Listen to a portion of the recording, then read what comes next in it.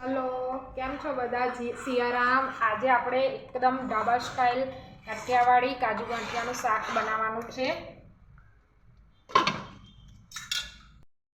6 થી 7 મોટી કરી લસણની લઈ તેમાં મેં 1 ચમચી મોરું મરચું કાશ્મીરી એડ કરીને લસણની પેસ્ટ બનાવી છે. આ રીતે મેં લસણ કાશ્મીરી મોરું મરચાંની લસણની પેસ્ટ બનાવી લીધી છે. તેને એક બાઉલમાં ટ્રાન્સફર કરીને હવે તેમાં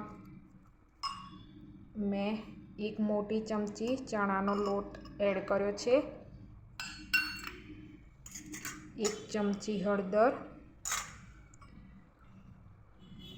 1 થી 1.5 ચમચી ધાણા જીરું પાવડર એડ કર્યો છે અને તીખું મરચું 1 ચમચી એડ કર્યું છે. આ રીતે બધા મસાલા એડ કરીને 1 કપ પાણી રેડીને આપણે મસાલા પેસ્ટ બનાવી લેવાની છે.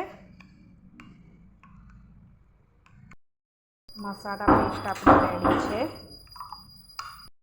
ગરમ મસાલા પાવડર અંદર એડ કરવાનો છે. આમાં બી પેસ્ટમાં બી એડ કરી શકાય અથવા લાસ્ટમાં બી સબ્જીમાં બી નાખી શકાય. આપણી પેસ્ટ બનીને રેડી થઈ ગઈ છે. એક ચોસરામાં 2 થી 3 પરી મોટી તેલ લેવાનું છે. એકદમ કાઠિયાવાડી સ્ટાઇલ કાજુ ગાંઠિયાના શાક બનાવવા માટે મેં એક તોસરામાં 3 થી 4 પરી મોટી ભરીને તેલ મૂક્યું છે. હવે તેમાં જીરું એડ કરવાનું છે અને 2 થી 3 નંગ મેં મીડિયમ સાઇઝની ડુંગળી સમારીને રાખી છે ઝીણી, તે એડ કરું છું. 2 મીડિયમ સાઇઝના લીલા મરચાં એડ કરવાના છે. એકદમ ધીમા ગેસે હવે ડુંગળીને સરસ રીતે સાંતળી લેવાની છે. જ્યાં સુધી બ્રાઉન ના થાય ત્યાં સુધી ડુંગળીને સાંતળતા રહેવાનું છે ધીમા ગેસ ઉપર.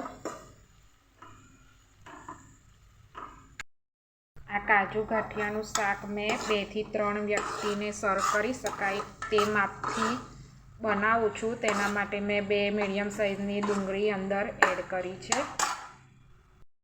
8 થી 10 મિનિટ થઈ ગઈ છે ડુંગળીને સાંતળતા અને હવે આપણે તેમાં જો એનો કલર હવે બ્રાઉન જેવો થઈ ગયો છે એટલે આ બરોબર રીતે સતળાઈ ગઈ છે. તેમાં મેં લીલું મરચું એડ કર્યું છે. એમાં આદું ઓપ્શનલ છે. આદુનું પેસ્ટ આપણે અંદર એડ કરવું હોય તો કરી શકાય, મેં કર્યું નથી.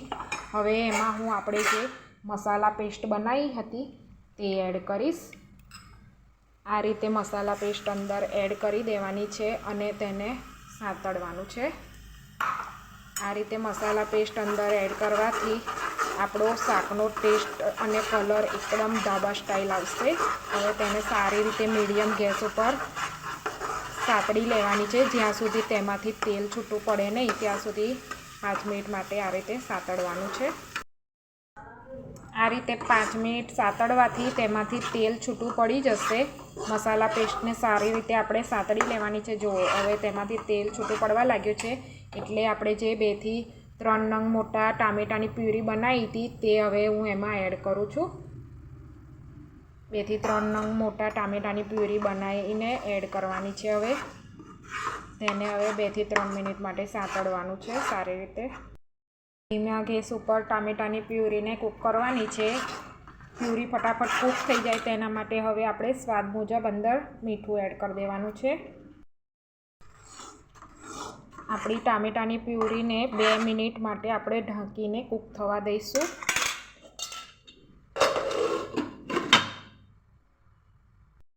બે મિનિટ થઈ ગઈ છે.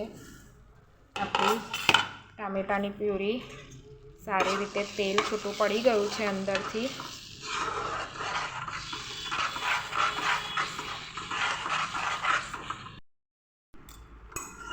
આપણું સબ્જી સરસ રીતે કૂક થઈ ગયું છે. તેમાંથી સરસ તેલ છૂટું પડી ગયું છે. હવે આ ટાઈમે આપણે એમાં થોડી મલાઈ એડ કરવાની છે.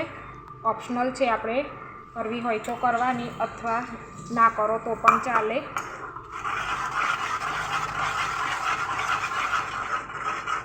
હવે તેમાં આપણે જે કાજુ પલાળીને ફ્રાય કરી રાખ્યા હતા તે એડ કરી દેવાના છે. આ ટાઈમે ગ્રેવીમાં કાજુ એડ કરી દેવાથી કાજુ એકદમ મસાલા સાથે ભળીને સરસ તેનું મિશ્રણમાં સરસ ભળી જાય છે.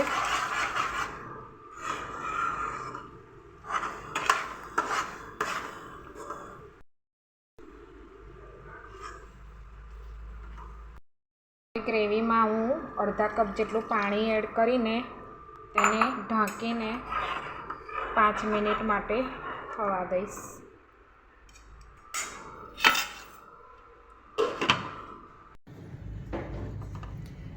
આ રીતે આપણું એકદમ કાઠિયાવાડી સ્ટાઇલ કાજુ ગાંઠિયાનું શાક બનીને રેડી છે. હવે તેમાં ઉપરથી હું ભાવનગરી ગાંઠિયા એડ કરું છું. બજારમાંથી તૈયાર મળતા ભાવનગરી ગાંઠિયા તમે કોઈ પણ પ્રકારના ગાંઠિયા અંદર એડ કરી શકો છો.